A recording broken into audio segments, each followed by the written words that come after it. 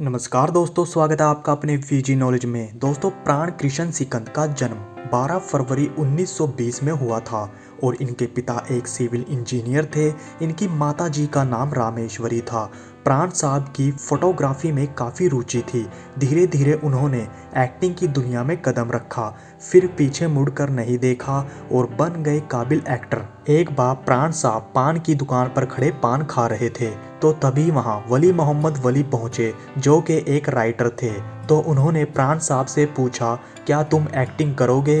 ये सुनकर प्राण साहब को लगा कि वली साहब मजाक कर रहे हैं। वली मोहम्मद वली ने कहा, मेरे पास एक रोल है, तुम्हें उसमें काम करना होगा। ये पंजाबी फिल्म है। दलसुख पंचोली ने इस फिल्म को बनाया था और यमला जट मूवी का नाम था। सन 1940 में ये मूवी बनी। उस दौर में प्राण साहब लाहौर रहा करते थे। प्राण साहब ने लाहौर फिल्म इंडस्ट्री में अपना अच्छा खासा नाम बना लिया था। 1947 में भारत बंटवारे के बाद प्राण साहब मुंबई आ गए। लाहौर फिल्म इंडस्ट्री के तो प्राण साहब बहुत मशहूर एक्टर थे, लेकिन मुंबई आने के बाद उनको काम नहीं मिल रहा था और इससे वो काफ़ी टेंशन में रहने लगे। उनको चिंता थी कि वो अपने परिवार का कैसे भरण पोषण करेंगे। लेकिन मशहूर उर्दू लेखक सबित हसन मंतूर की मदद से प्राण साहब को जिद्दी फिल्म में काम करने को मिला। उस समय प्राण साहब के पास लोकल ट्रेन में ट्रैवल करने तक के पैसे नहीं थे।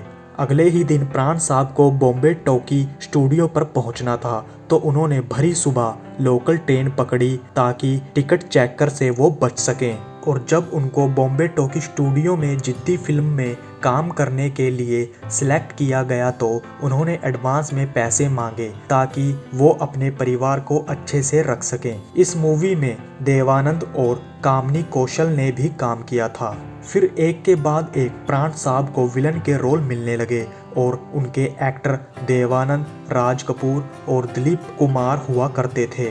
कहते हैं कि प्राण साहब ने इतनी ज़बरदस्त एक्टिंग की थी कि लोगों ने उनको असल में विलन मानना शुरू कर दिया था और लोगों ने अपने बच्चों का प्राण नाम रखना भी बंद कर दिया था। फिल्म इंडस्ट्री में एक के बाद एक हीरो जरूर आते रहे, लेकिन विलन के रोल के लिए एक ही नाम छाया हुआ था और वो था प्राण। उस दौर में राजेश खन्ना को हाईएस्ट पेड एक्टर माना जाता था। जब भी उनकी फिल्म हिट होती थी तो राजेश खन्ना अपनी फीस बढ़ा दिया करते थे। सन 1982 के आते आते राजेश खन्ना ने 80 लाख तक की अपनी फीस कर दी थी। कहते हैं कि उस दौर में कोई एक्टर उनके मुकाबले में नहीं था। उनको सिर्फ और सिर्फ प्राण साहब टक्कर दे रहे थे अर्निंग के मामले में। प्राण साहब के चाहने वाले बहुत ज़्यादा थे और वो हाईएस्ट पेड एक्टर बन चुके थे। कहा जाता है प्रोड्यूसर्स इन दोनों एक्टर्स को एक साथ लेने में डरते थे, क्योंकि प्रोड्यूसर्स को डर था अगर दोनों को साथ लेने लगे तो उनकी मूवी का बजट हिल जाएगा। प्राण जी ने केवल विलन के रोल ही नहीं बल्कि कॉमेडियन मूवी में भी अपना लोहा मनवा चुके हैं। हाफ टिकट मूवी में उन्होंने किशोर कुमार के साथ में कॉमेडी की है। सन 1967 में आई उपकार मूवी में जो प्राण साहब ने काम किया, उसके बाद उनकी इमेज पूरी तरह बदल गई। उन्होंने मदन चाचा का रोल निभाया जो कि पॉजिटिव रोल था और इस मूवी में उन्होंने एक गाना भी गाया था। इसके बाद उनको पॉजिटिव किरदार मिलने शुरू हो गए। उन्होंने अपनी एक्टिंग से ऑडियंस को काफ़ी इमोशनल भी किया। फिल्म जंजीर में लोगों ने अमिताभ बच्चन के किरदार से ज़्यादा प्राण साहब के किरदार को पसंद किया।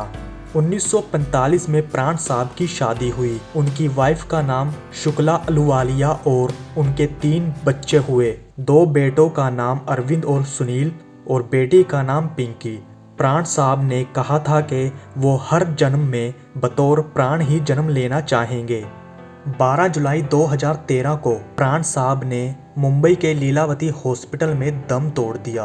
हिंदी सिनेमा में प्राण सिकंद जी का नाम हमेशा गर्व से लिया जाएगा।